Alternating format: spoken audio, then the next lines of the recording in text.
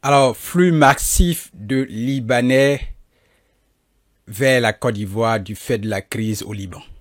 On en parle aujourd'hui dans cette vidéo parce que j'ai vu des commentaires et des vidéos sur les réseaux sociaux en parler et c'est un sujet d'actualité. Donc, ici, je vais décortiquer et vous donner mon point de vue sur ce sujet. Allons-y sans plus tarder. Alors, salut à toi et bienvenue sur notre chaîne. Mon nom, c'est Amani Serge. Ici, nous te disons financièrement.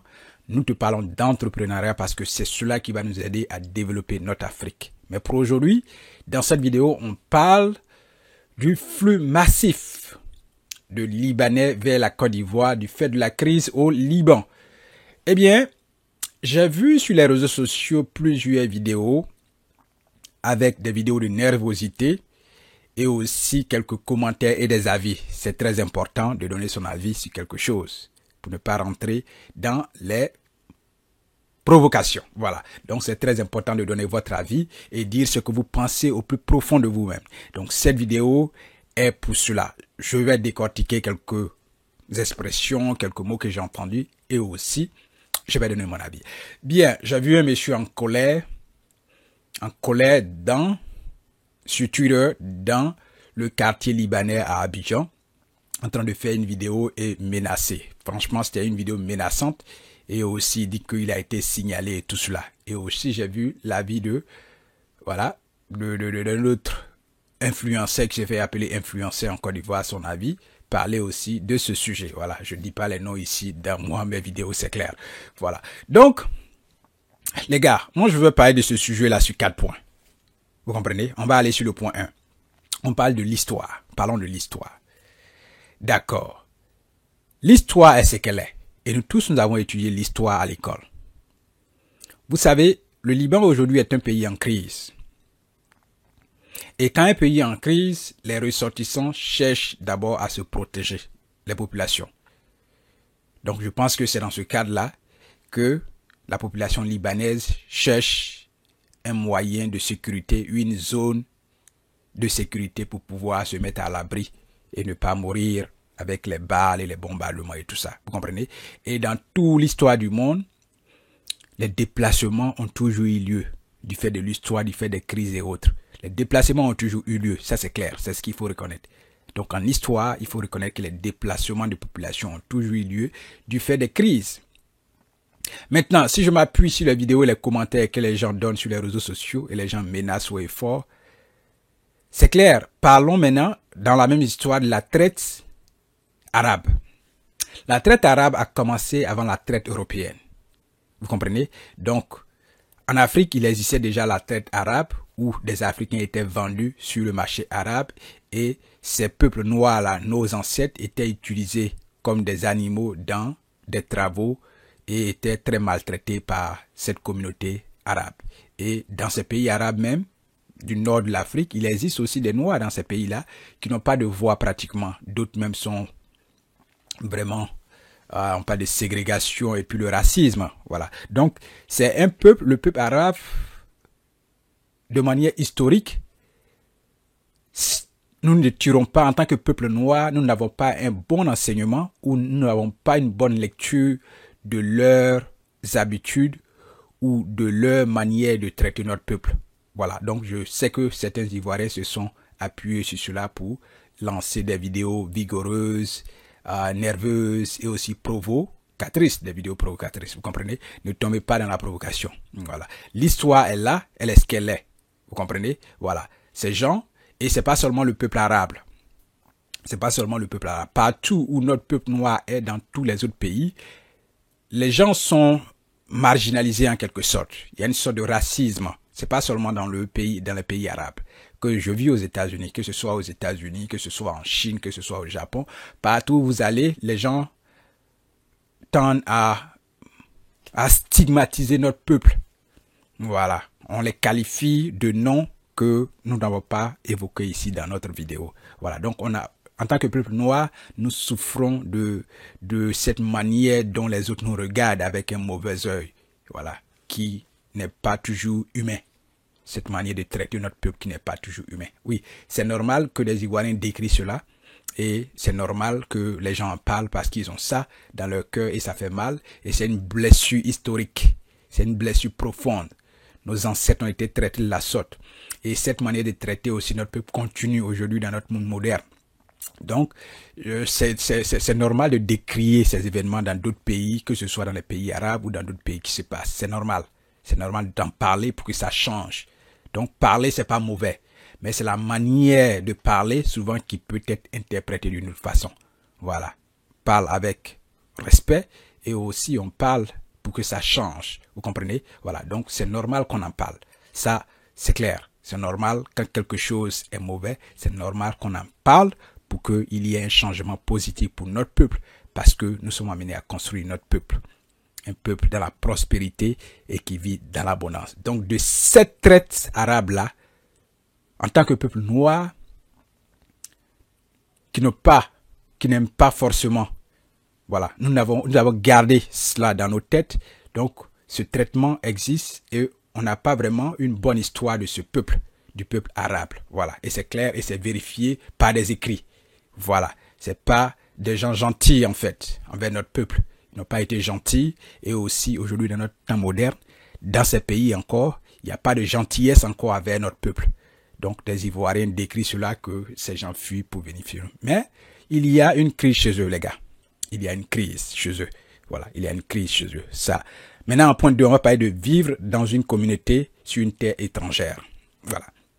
Quand vous êtes une communauté étrangère sur un pays qui n'est pas le vôtre, dans un pays qui n'est pas le vôtre, et qu'il y a une crise, c'est votre pays qui doit vous protéger, qui doit vous faire ressortir, qui doit trouver des programmes pour vous faire ressortir, pour faire sortir de ce pays-là et vous envoyer dans un endroit en sécurité. Ça, c'est la responsabilité des gouvernements de nos États. Donc, s'il y a des Ivoiriens au Liban, du fait de la crise, nos gouvernements, les gouvernements africains doivent trouver des moyens pour faire sortir nos frères et sœurs qui sont dans ces zones en crise-là.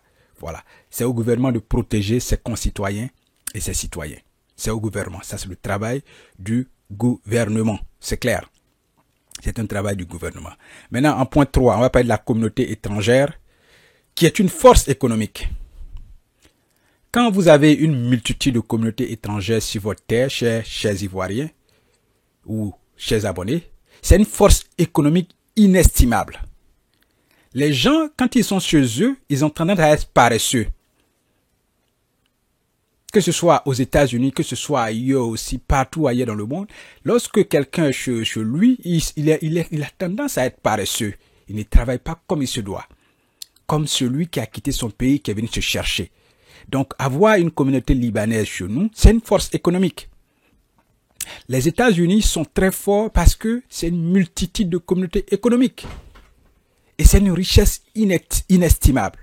Inestimable. Donc, ce sont des gens qui apportent leur connaissance, leur force au développement du pays. Donc, avoir une communauté libanaise en Côte d'Ivoire, c'est une force économique inestimable. Oui.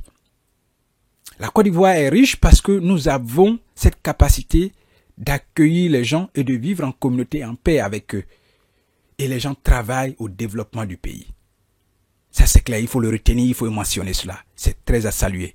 Et merci à ces différentes communautés qui vivent dans d'autres pays et qui vivent en Côte d'Ivoire et qui vivent en paix avec nos frères ou avec les Ivoiriens et qui participent énormément au développement économique de notre pays, la Côte d'Ivoire, pour sa prospérité future. Nous vous remercions pour cela. C'est clair. Maintenant, en point 4, parlons de, comment on appelle, le revient au gouvernement. Parlons de la charge du gouvernement. Vous comprenez?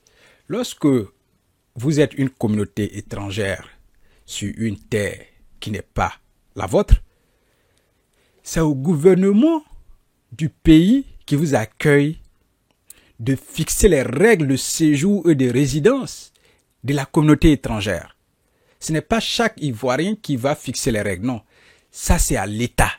C'est au gouvernement de fixer, un bon gouvernement, de fixer les règles de séjour et de résidence de la communauté étrangère. Donc, si des Libanais affluent vers la Côte d'Ivoire, c'est au gouvernement de réguler cela. Enregistrer les personnes qui viennent, leur donner les papiers qu'il faut, voyez, les accueillir comme il faut, et puis fixer les barrières de séjour et de résidence. Vous voyez? Et ces gens qui viennent doivent respecter ce qui est établi.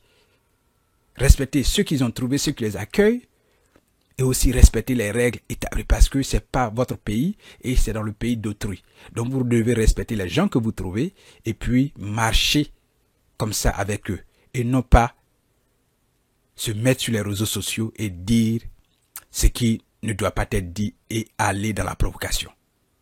C'est clair. Donc c'est un message que je lance non seulement au peuple ivoirien et aussi à la communauté qui vient, que nous accueillons, la communauté libanaise. Ne tombez pas dans la provocation.